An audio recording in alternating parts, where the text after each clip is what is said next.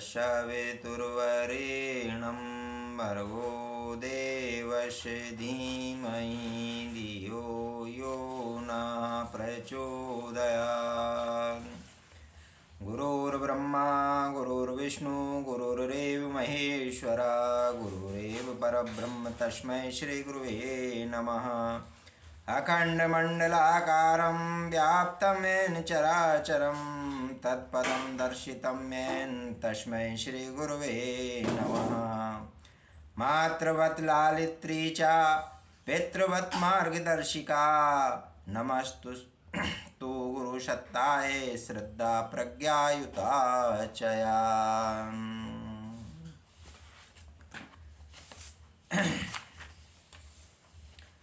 एकदा हृदये तस्य जिज्ञासा समुपस्थिता ब्रह्म विद्यावगाह्य कालोच्चस्तु प्राप्यते। संचेतैश्च सुसंस्कारैः कठोरं व्रतसाधनं योगाभ्यासं तपस्यापि कुर्वन्ते ते यथा सुखम्। सामान्यानां जनानां तु मनसा सा स्थिता सदा चञ्चलास्ति न ते कर्तुं समर्थाधिकं कञ्चित्।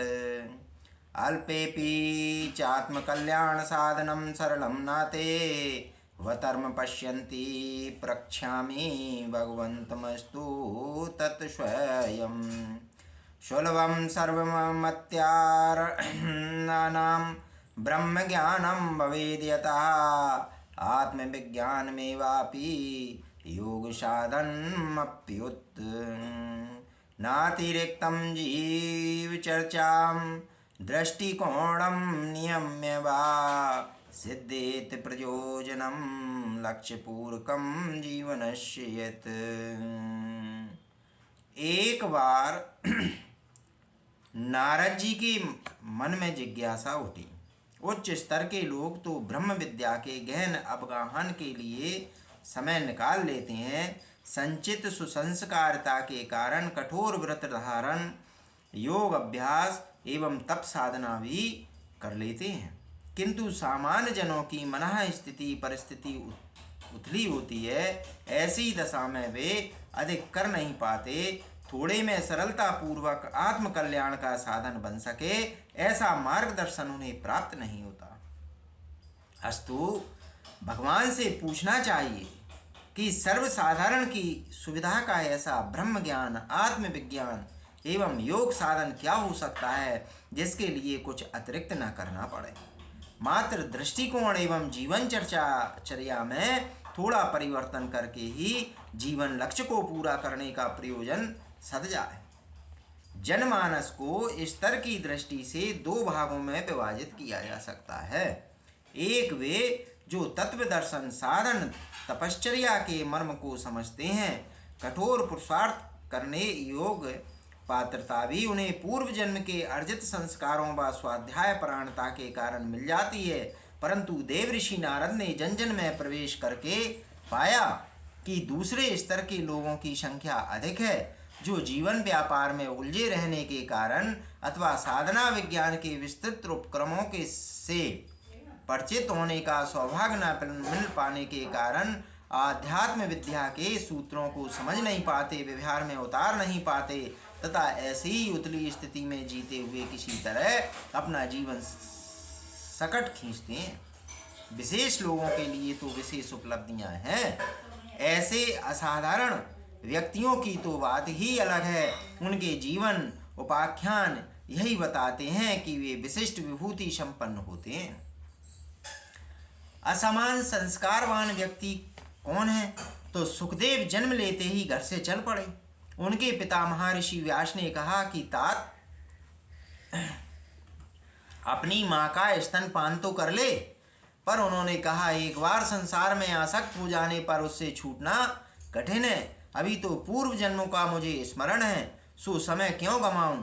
वे तुरंत तप के लिए चल पड़े। कच्छ ने इसी तरह शुक्राचार्य के पास तथा नचिकेता ने यमाचार्य के पास जाकर संचित सुसंस्कारों की प्रेरणा से ही तप किया।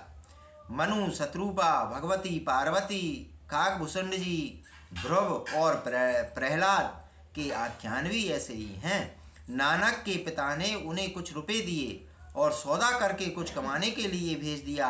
नानक ने सारे रुपए निर्धन भूखों में बांट दिए और आप सच्चे सौदे की खोज में लग गए। इसके विपरीत सामान्य व्यक्ति ब्रह्म ज्ञान आत्मकल्याण की विद्या से नितांत अपरिचित होने के कारण अपने लक्ष्य से विमुख ही बने रहते हैं। देव ऋषि ने इन्हीं बहुसंख्यक व्यक्तियों के कल्याण की बात सोची। यह चिंतन किया कि भगवान से ही पूछा जाए कि सुर दुर्लभ योनि प्राप्त परंतु मनुष्य साधारण व उससे भी यह जीवन जी रहे हैं, लोगों का अध्यात्म मार्गदर्शन किस प्रकार किया जाए। साधारण व एक ही गति क्या है। तो मनी शत्रुपा भी एक बार इस प्रकार का चिंतन कर रहे थे। परस्पर चर्चा में मनु से शत्रुपा ने पूछा, भगवान, मनुष्य को अन्याय योनियों में क्यों भटकना पड़ता है। कई बार मानव योनि पाकर भी मुक्त होने के स्थान पर प्रपदच्युत कर दिया जाता है, ऐसा क्यों। मनु बोले के शरीर जे कर्म दोषेर याति स्थावरताम नरहा वाचके पक्षी मृगताम मानसैरण्य जातिताम। यह दुश्चित्र चरिते के चित्त पूर्व कृतेस्थिता प्राप्त भुवंती दुरात्मानो नरहा रूपम विपर्यम। शारीरिक पाप कर्मों से जड़ योनियों में जन्म होता है। वाणी के पाप से पशु पक्षी बनना पड़ता है। मानसिक दोष करने वाले मनुष्य योनि से बहिष्कृत हो जाते हैं। इस जन्म के अथवा पूर्व जन्म के किए हुए पापों से मनुष्य अपनी स्वाभाविकता खोकर विद्रुप बनते हैं। साधारण व्यक्ति संसार के माया जाल में फंसे कैसा जीवन जीते हैं, इसे समझाते हुए एक संत ने अपने शिष्य को एक कथा सुनाई। वह कथा सुनिए। संसारी लोग एक बार एक सेठ के घर में आग लग गई। सेठ के कहने से लोग कीमती सामान धन आदि तो निकालने लगे, पर सेठ के बच्चे की और किसी का ध्यान न गया। जब सारा सामान निकाल आया तब सेठ ने बच्चे की याद की, पर तब तक वह जल चुका था। सेठ छाती पीट पीट कर रोने लगा कि धन का अधिकारी तो मर ही गया। संत ने कहा कि शिष्यों, इसी तरह संसार के लोग दुनियावी सुखों के फेर में आत्मा को भूल जाते हैं। यह तो लोक सेवा का ही कर्तव्य होता है कि यह संसारी जीवों को व्यावहारिक आध्यात्म विद्या का ज्ञान कराएं, उन्हें आत्म तत्व की गरिमा से अवगत कराएं। जो कुछ अतिरिक्त तप पुरुषार्थ करने की स्थिति में हो उन्हें वैसी प्रेरणा दें, तथा जो भगवान की इच्छानुसार उत्तम ढंग का जीवन जी सकते हैं उन्हें वैसा संकेत दिया जाए।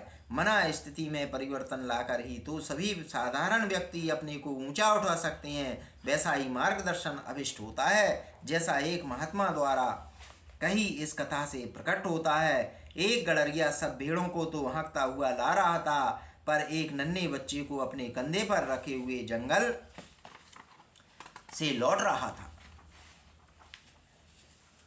एक जिज्ञासु ने प्रश्न किया,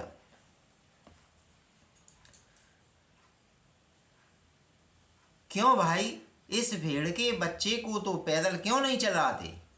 गड़रिया मुस्कुराया, तात यह अबोध है, जंगल में भटक जाता है, इसलिए इसे गोद में लेकर चल रहा हूँ। सभी पर एक से नियम तो लागू नहीं हो सकते। पिपृक्षाम चा समाधान्तु वैकुंठे नारदो गतः नत्वाभ्यचर्य चा देवेशम देविनापि तु पूजितः। कुशलक्षेम चर्चान्ते अभीष्टे चर्चा अभवत् द्वैतो संसारस्य च कल्याण कामना संयुता चाया।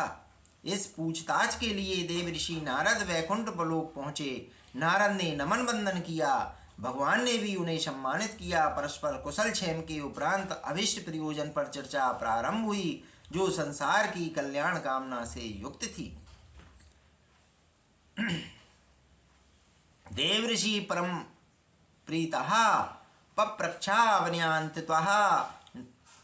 विनयान्वितः नेतम जीवन चर्चाम वे साधनाम यताम प्रभो प्राप्तुम चा परम लक्ष्यमुपायम सरलम वद समाविष्टो ववेद्यस्तु समाने जनजीवने व्याह स्वगृहं नेव गंतुम व्यवस्था भवेत् असामान्यः जनार्यः च तितीक्षा यत्र नो तपः।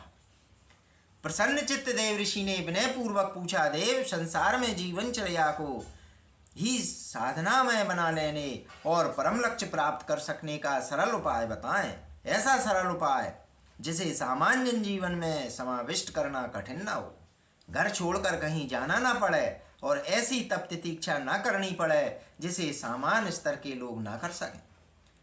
भगवान से देव ऋषि जो प्रश्न पूछ रहे हैं वह सारगर्भित है। सामान्य जन भक्ति वैराग तप का मोटा अर्थ यही समझते हैं कि इसके लिए एकांत साधना करके उपवन जाने की आवश्यकता पड़ती है, पर इस उच्च स्तरीय तपश्चर्या के प्रारंभिक चरण जीवन साधना के मर्म को नहीं जानते। इसी जीवन साधना प्रभु परायण जीवन के विधि विधानों को जानने, उन्हें व्यवहार में कैसे उतारा जाए, इस पक्ष को विस्तार से खोलने की वे भगवान से विनती करते हैं।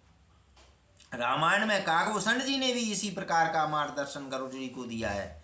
जीवन साधना कैसे की जाए इसका प्रत्यक्ष उदाहरण राजा जनक के जीवन में देखने को मिलता है। सुखदेव जी का जनक को प्रणाम। सुखदेव ने राजा जनक को प्रणाम किया। सुखदेव सन्यासी और जनक गृहस्थ इस प्रतिकूल से लगने वाले आचरण पर सारी सभा विस्मित हो उठी। सुखदेव इस बात को ताड़ गए। सभासदों का समाधान करते हुए उन्होंने कहा, विद्वानों, महाराज जनक ने अपने जीवन को ही योग बना लिया है। उनका प्रत्येक कर्म भगवान को, आदर्शों को समर्पित होता है, अतः वे निसंदेह सबसे बड़े योगी हैं। रैदास के पैसे गंगा जी ने हाथ में लिए। रैदास ने भी जीवन भर यही साधना की एवं इसी के फलस्वरूप वे संत सा सम्मान पा सके। संत रैदास मोची का काम करते थे। काम को वे भगवान की पूजा मानकर पूरी लगन एवं ईमानदारी से पूरा करते थे। एक साधु को सोमवती अमावस्या के दिन गंगा स्नान करने को साथ साथ चलने के लिए उन्होंने आश्वासन दिया था। साधु सदा जब तप में तल्लीन रहते थे। अमावस्या के स्नान का दिन निकट था। साधु रैदास के पास पहुंचे, गंगा स्नान की बात याद दिलाई। रैदास लोगों के जूते सीने का काम हाथ में ले चुके थे, समय पर देना था। अपनी असमर्थता व्यक्त करते हुए रैदास ने कहा, महात्मन, आप मुझे क्षमा करें, मेरे भाग में गंगा जी का स्नान नहीं है। यह 1 पैसा लेते जाएं और गंगा माँ को मेरे नाम पर चढ़ा देना। साधु गंगा स्नान करने के लिए समय पर पहुंचे। स्नान करने के बाद उन्हें रैदास की बात स्मरण हो आई। मन ही मन गंगा से बोले, माँ, यह पैसा दे रैदास ने भेजा है, स्वीकार करें। इतना कहना था कि गंगा की अथाह जल राशि से 2 विशाल हाथ बाहर निकले और पैसे को हथेली में ले लिया। साधु यह दृश्य देखकर विस्मित रह गए और सोचने लगे, मैंने इतना तप जप किया, गंगा आकर स्नान किया, तो भी गंगा माँ की कृपा नहीं प्राप्त हो सकी, जबकि गंगा का बिना स्नान किए ही रैदास को अनुकंपा प्राप्त हो गई। वे रैदास के पास पहुंचे और पूरी बात बताई। रैदास बोले, महात्मन, है सब कर्तव्य धर्म के निर्वाह का प्रतिफल है, इसमें मुझे अकिंचन के तप पुरुषार्थ की कोई भूमिका नहीं है।